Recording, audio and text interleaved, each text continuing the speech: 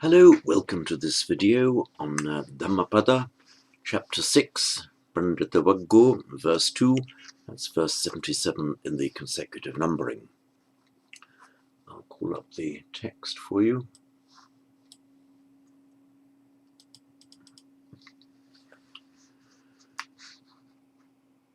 Uvadayanusasaya asabhacha nivaraye satam piso piyo hoti asatang hoti appiyo.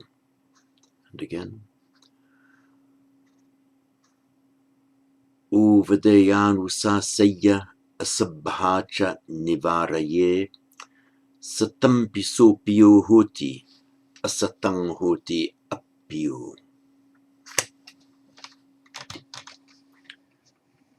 To correct a previous error, some of you may have spotted that in earlier editions this Vadeya as an Obadeya had been mistakenly written as long, both in the Devanagari and in the Roman. Note that is short.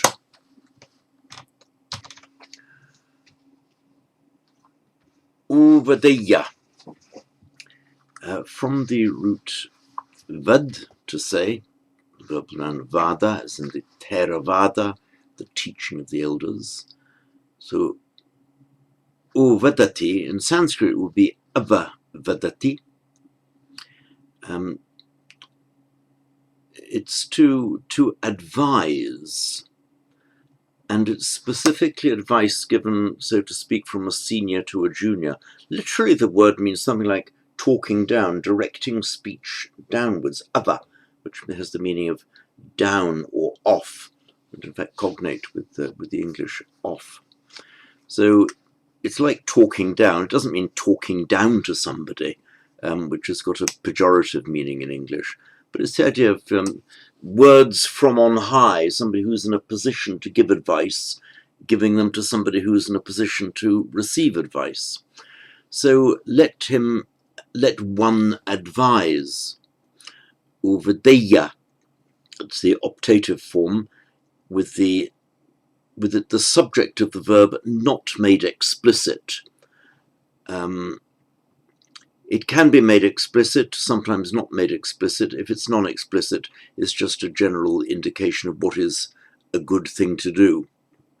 I'm sorry, on my screen, this the borders keep obliterating themselves, and I have to call them back up.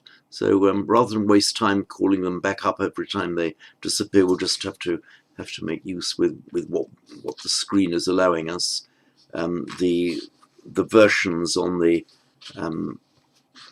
that are publicly posted on my Google Drive should be correct. So Uvadeya, let him advise. Anusaseya, let him admonish or instruct.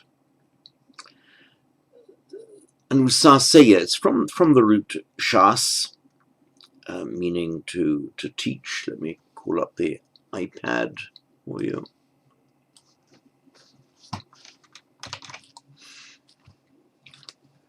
Sorry, I'm fumbling about.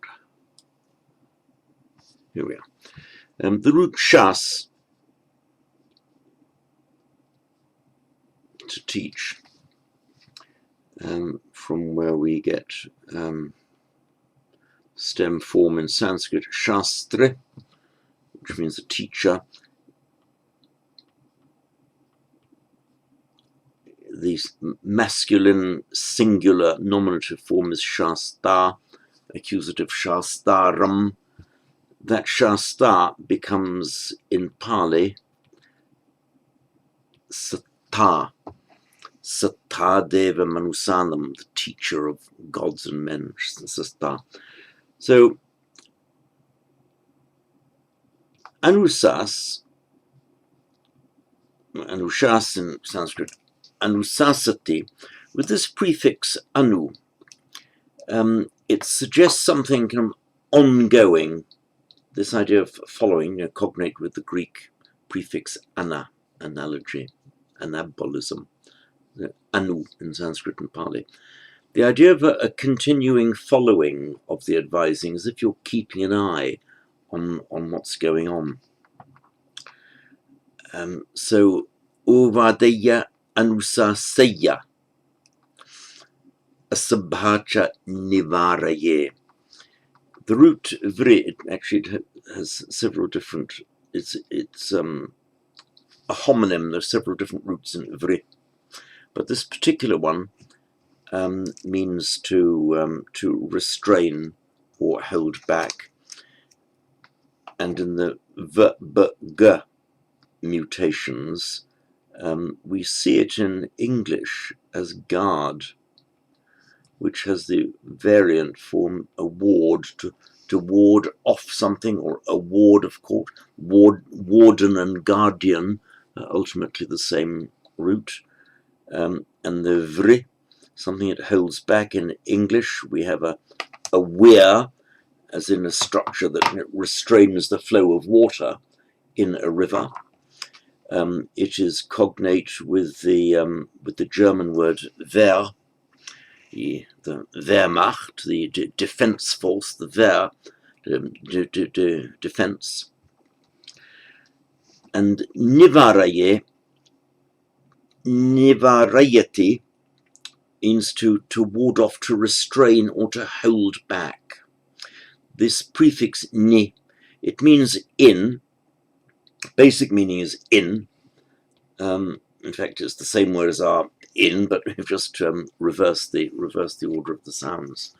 But it also has the meaning of holding back, restraining. For example, rud, to hold back, nirodha, the blocking off. So remember, it means both in and kind of down, blocking down. So nivaraye is from the 10th class, the causative form of the verb. Nivarayati in Sanskrit, nivareti in Pali. It means to restrain, to hold somebody back, to nivarayati, to guard in. I mean, we don't use that expression in English, but if you etymologically translate it from Sanskrit, Pali into English, nivareti, nivaraye, optative form nivaraye, to guard in. You're holding him back, restraining, guarding in, guarding down. So he would restrain from a sabha. The word sabha, identical in Sanskrit and Pali, is an assembly of people. Indian Parliament is the said in Hindi is the Lok Sabha. In Sanskrit, that would be Loka Sabha, the People's Assembly. Sabha. Now, you can make an adjective out of sabha.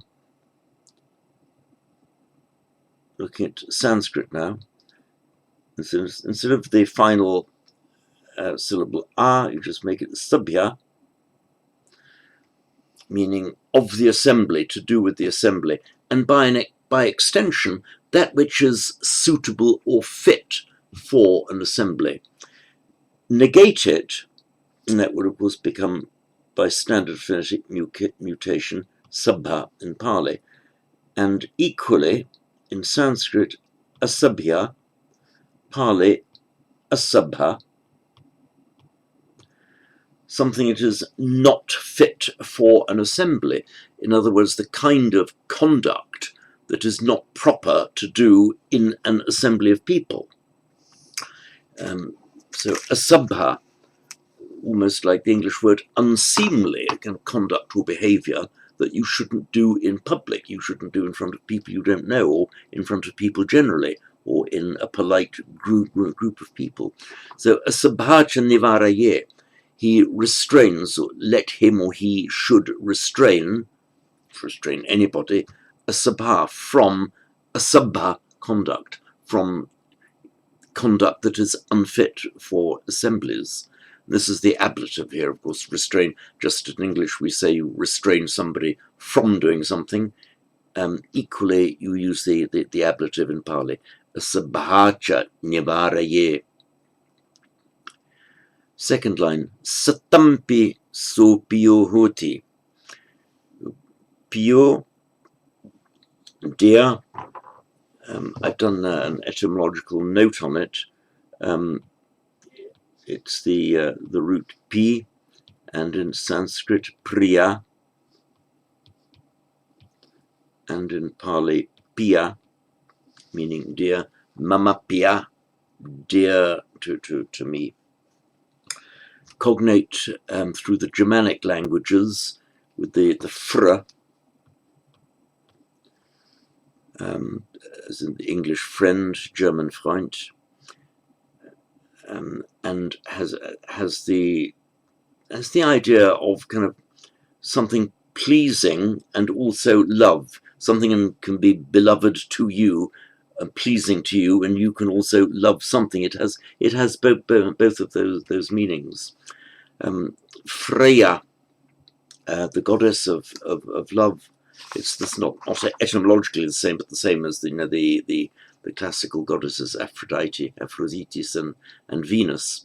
It's Freya and Frigg, and an Old Norse Friadagar, Freya's Day, which of course in English we have Friday. So whenever you say Friday, remember that's Freya's Day, and it's that same root as this Priya. So Priya, satampiso pio hoti. So he, pio, beloved, hoti, he is beloved, or he becomes beloved. Satam, genitive plural of the good. And this is the genitive plural of the consonantal declension, remember. In the stem form is sant, and in Pali you get nominative sun, accusative santam, instrumental, the N drops out, satta. This is all Sanskrit here. And in Pali you also have santam and instrumental satta. In Sanskrit you have the standard genitive plural ending in am. For nouns ending in a short a or a long a, the genitive plural is anam in Sanskrit, and anum with a short in Pali. In the consonantal declension, all you do is add the am in Sanskrit, so satam, of the good, which in Pali becomes satam,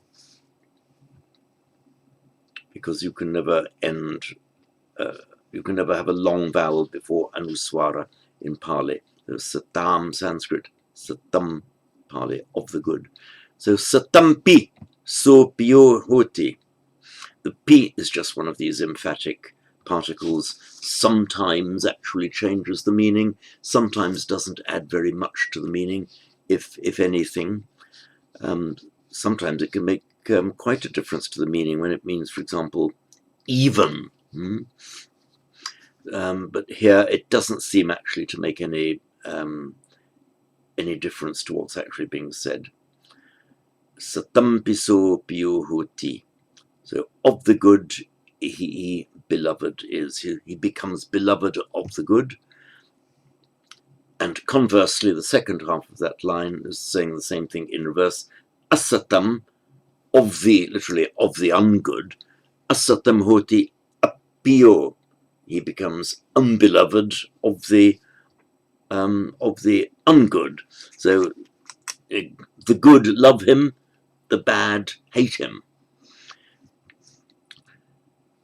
Appio, remember, Priya, Sanskrit, Piya, Pali.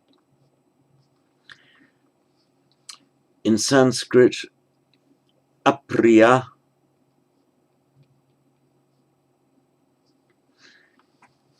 you do not start any word in Pali with a double consonant. The pr will become a p. If a vowel precedes it, then it will double. So there is, as it were, a linguistic memory in Pali speakers that this p wants to be a consonant cluster. It wants to be doubled, standing on its own at the beginning of a word, as in where we've just seen. Let me call my text back.